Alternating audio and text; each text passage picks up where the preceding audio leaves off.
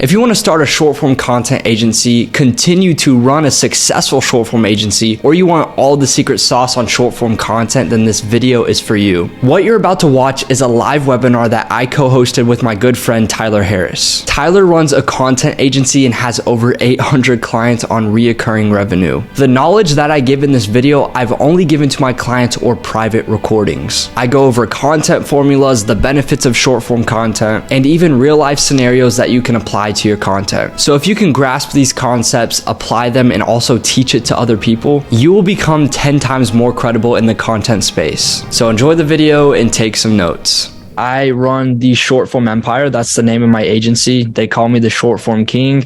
Why not? Run the Short Form Empire.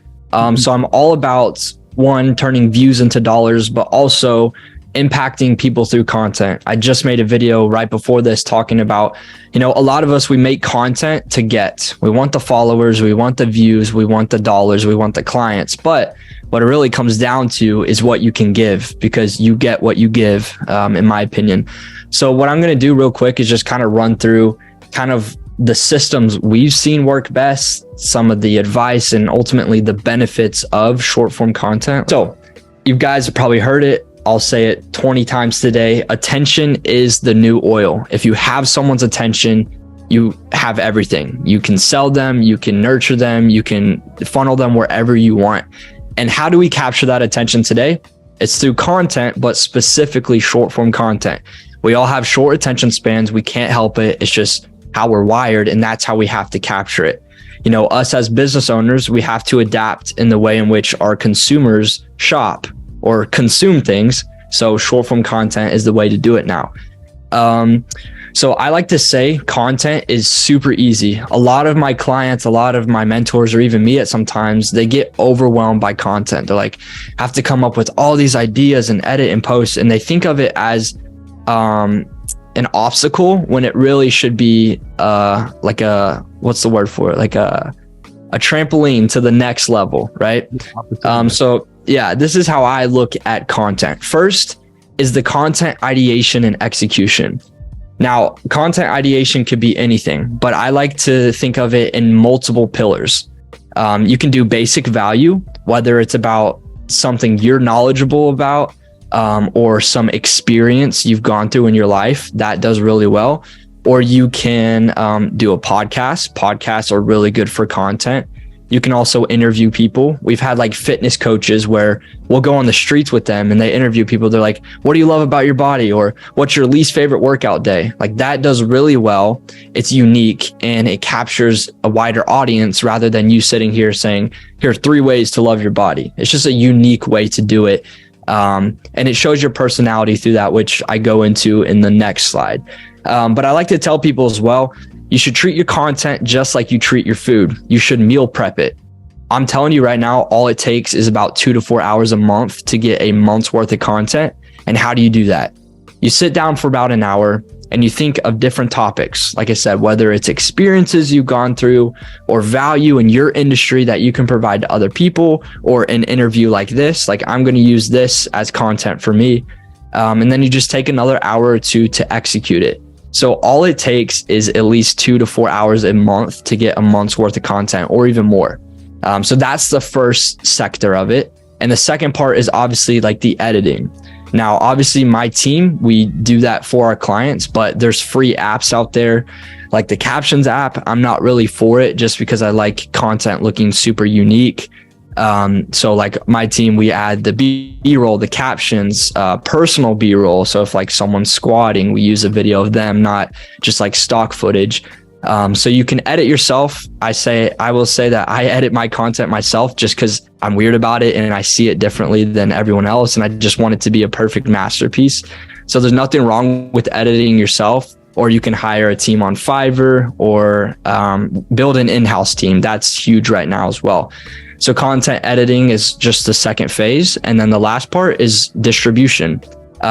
Your content is a funnel. I'll say it and I'll say it again. Your content is a funnel. So the more value that you provide, the better, but the more places and times that you post, the better. It's all these different funnels. You got Instagram short or reels going, YouTube shorts, Facebook reels, TikTok, all these different funnels are all connected together. Not only that, when you post your content, you can utilize SEO in your descriptions and hashtags. So let's say I made a video about why, or we just posted a video for a client.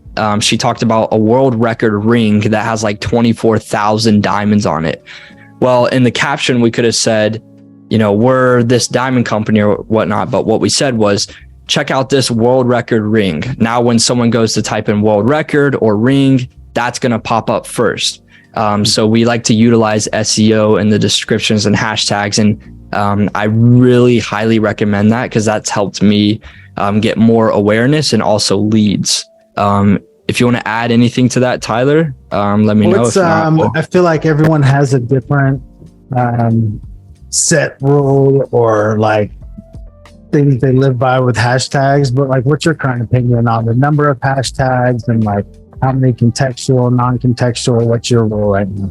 Yeah, really good question, because I feel like this is something that is just a blur to everyone. So it actually depends on the platform. Instagram is all for captions. When I do captions, I try to keep it to a minimal, but Instagram likes more captions as long as they align together. Yeah, sorry, hashtags. Yeah. Okay. So if you're posting about like fitness, you don't want to do like hashtag,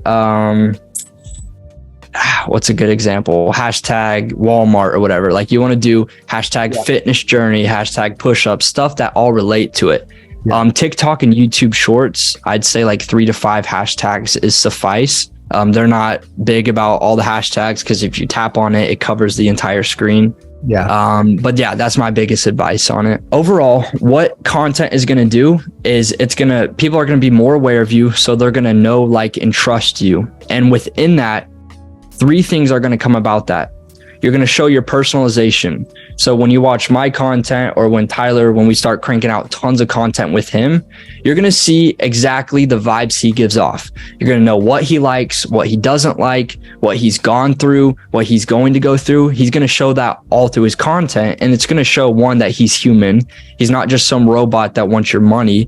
He wants to show true impact and true value. So if you are authentic in your content, it's going to show your personality. And the beauty of this, and I've seen it for myself and my clients, is when you hop on a sales call and they've already seen your content, it is a walk in the park because they feel like they already know you. They heard about your new car or this disease you went through, and there's just that instant connection, rather than if you just post graphics all the time, which are great. But if you post that all the time, they're not going to know anything about you. So now that they know your personality, the next step is you become credible.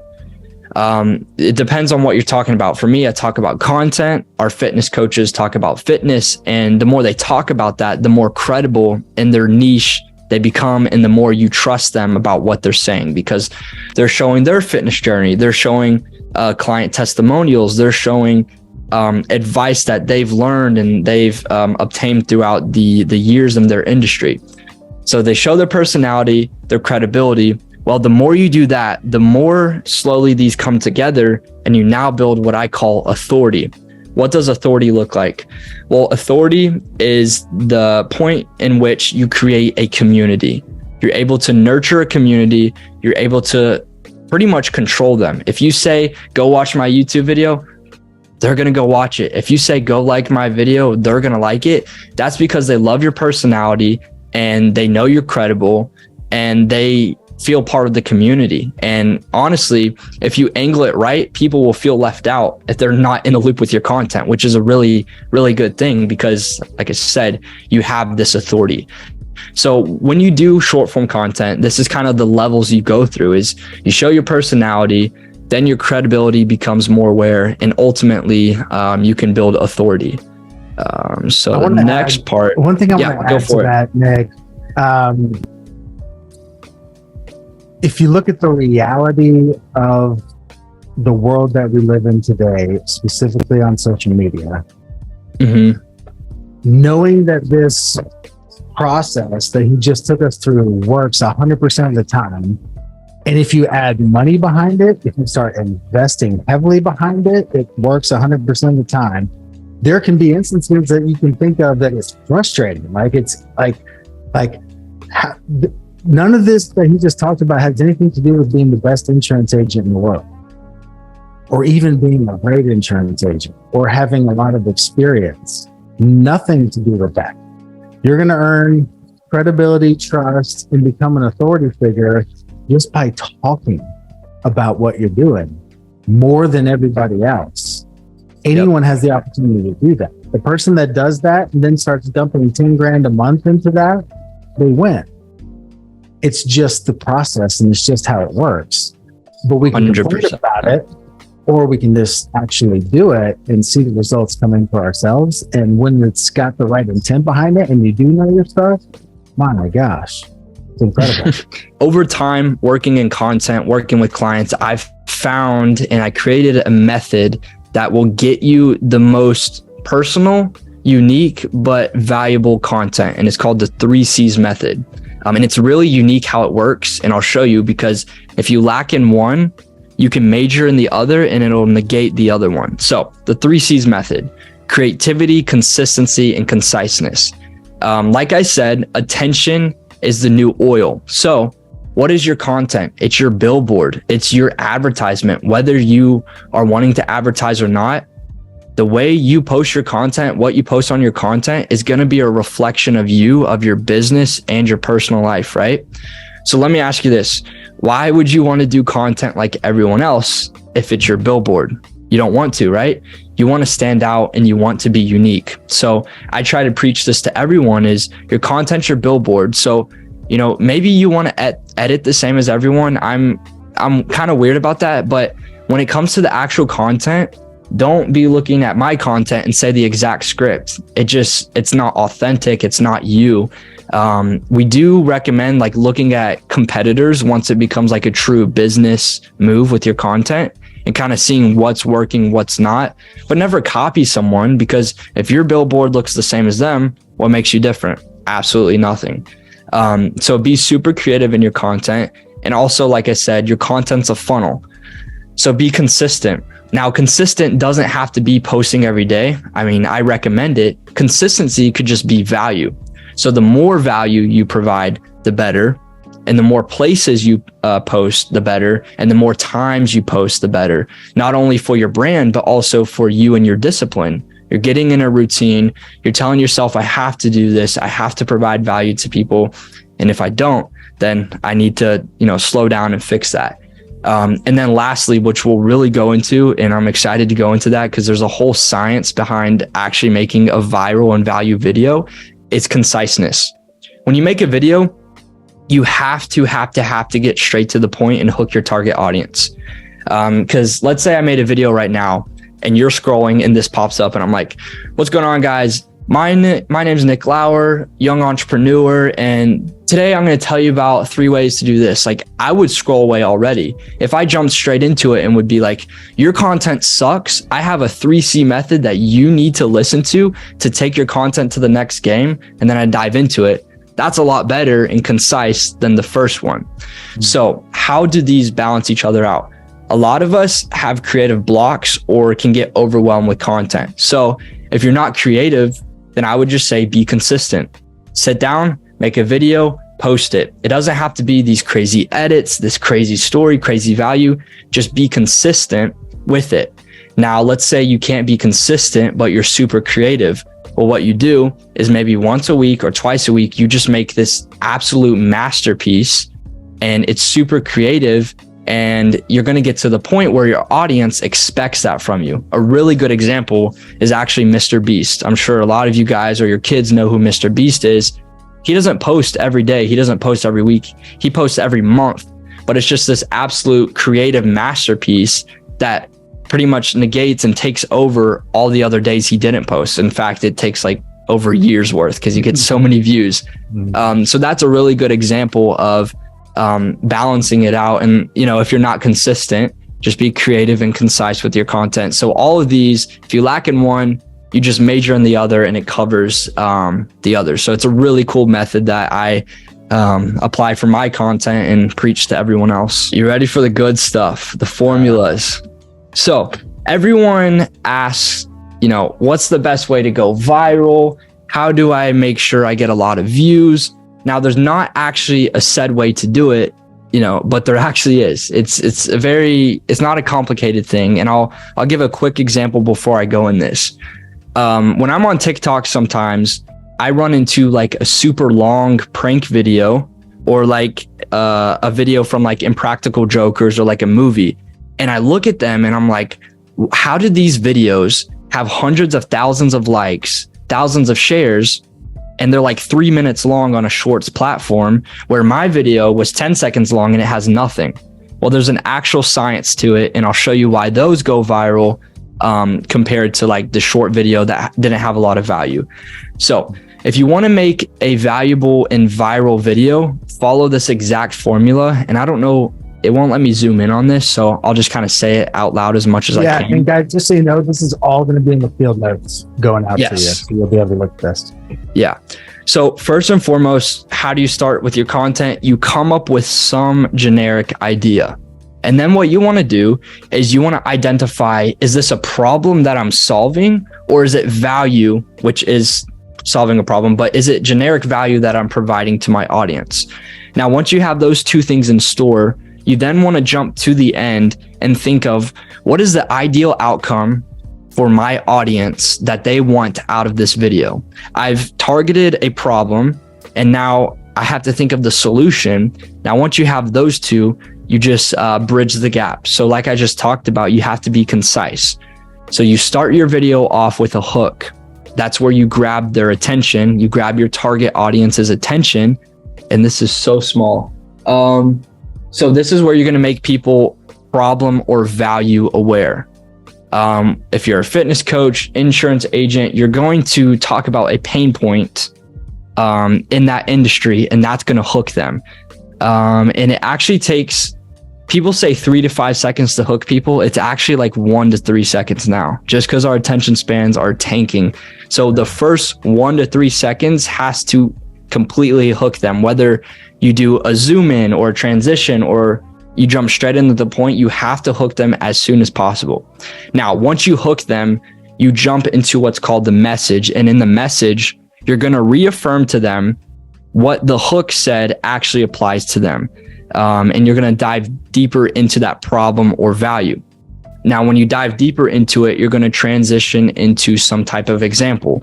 And this is where you make that problem or value relatable, applicable, tactical, whatever it may be, practical. And once you've gone through that example, now you have an explanation or call to action. So the explanation could be like, with all that said, this is why X, Y, and Z is necessary to get to 1, 2, 3. Or your call to action could be follow for more, follow for part 2, come back for the second series, go to the full link in my bio, all this stuff, and is going to ultimately capture them, nurture them, and funnel them. This is the perfect piece to utilize your short form content how you should. And I have a perfect example of this right here. And I'm actually going to film this after this video and make a video on it. So my idea for the video, there we go, is how people use their phones. That's my idea. We're just thinking of phones. And then I'm going to now think of a problem and or value. Well, the problem is mindlessly scrolling is killing people. The value that I could provide is how to stop scrolling. So once I did that, I now jump to the end and think of the desired outcome. Well, if they can stop mindlessly scrolling, they can live in the moment with their kids, they can invest time into better things, they have less dopamine rushes, so they're able to control their mind a little bit better. And now they can consume valuable things, whether it's reading a book, listening to a podcast. So now that I've started and jumped, I can bridge the gap. So this was my hook, which is really crazy if you think about it. All right. This might be crazy, but if you are mindlessly scrolling on TikTok for 2 hours a day, that adds up to scrolling for a whole month straight every single year. That's my hook. So if I'm watching that, I'm going to be like, oh, shoot, I am scrolling a month of my life away every single year. And then after that hook, I would say something like, I think I have it down here. Here's the way to solve that. So this is where I start the message. When people are mindlessly scrolling, they're numbing their brain. wasting valuable time, etc., etc. I'm diving deeper into the problem and how it's affecting them. Now, I give some type of example to add on to it or how to fix that problem. So my example is, if you're mindlessly scrolling, implement this screen time app, which I actually use. You like block off these apps, say it's TikTok. Well, you tap on TikTok and it'll ask you, hey, Nick, is it important right now to get on the TikTok? You can say yes and have like a 5 to 10 second grace period to like scroll off if you need to. But then what I would do here is I would talk about the app, talk about that ideal outcome, how we get them to stop scrolling, the dopamine rushes. So now the call to action is saving valuable time and living in the moment is great. So if you find yourself scrolling your life away, save this post and try this app out.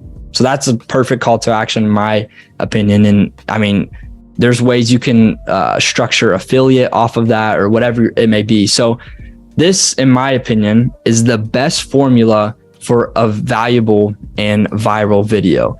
And I'll touch on the viral side. I didn't want to put it in here because it's a very controversial and loose word that gets thrown around. But if you want to make a viral video, so what I mean by that is tons of views, tons of likes, tons of follows, all you have to do is one, have high engagement. So that's follows, likes, comments, and shares to your video. But you also have to have what's called a high average view duration. Well, how do you get a high average view duration? Right here. This is the perfect formula to make sure your video captures someone, it flows, the retention is high, and then they're all the way at the end of the call to action. So if we think back to the prank video, when we're scrolling on Facebook or TikTok and we see a prank video, usually we know off the bat it's a prank video, but the reaction or the outcome is always at the end of the video.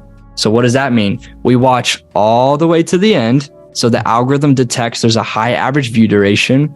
So we watch all the way to the end to the reaction. And then what do? We like a laugh, we like a scare. So we like it, we comment on it, and we share it. That's why these long videos on the short platforms go insanely viral, because it has high engagement and high retention. So if you keep that in mind, you just have to apply that to your short videos as well. Have high retention, have high engagement. I think, Tyler, you talk about like go comment as soon as stuff is posted. Like that is huge. You're getting that engagement going. You're nurturing the algorithm. So I want to give people a really practical example. So let's play this out just in real time, coming up with the idea. So let's say I'm a life insurance agent and I want to do a video, a short form video content. And let's say that the topic of the video is a retirement solution. So ultimately, I'm wanting somebody that has a 401k or an IRA. The market's going crazy. They're seeing their account values go down. And I want to let them know that we have products where their value can never go down, but when the market does increase, they can participate in that and ultimately reach out to schedule an appointment. So example. Okay. Definitely play that out. So we're going to start with the problem.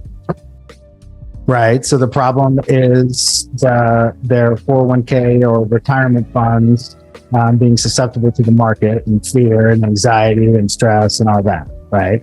Yes. The value is show a way that people can save for retirement without having the stress, fear, and anxiety of worrying about market fluctuations. Cool. Right.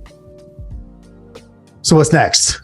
Then you kind of did it there, but you go to the very end and think of what is the best outcome they could get from it. What could they win? What could they get? The best outcome would be to have your retirement going into something that cannot go down, but can go up, and then now having the peace of mind to live the rest of your life. Perfect. So now you go to the hook and you take that exact pain point and you turn it into some type of attention grabber. So what you could do is, did you know that and then you go into that. So give me a good example on that. Did you know?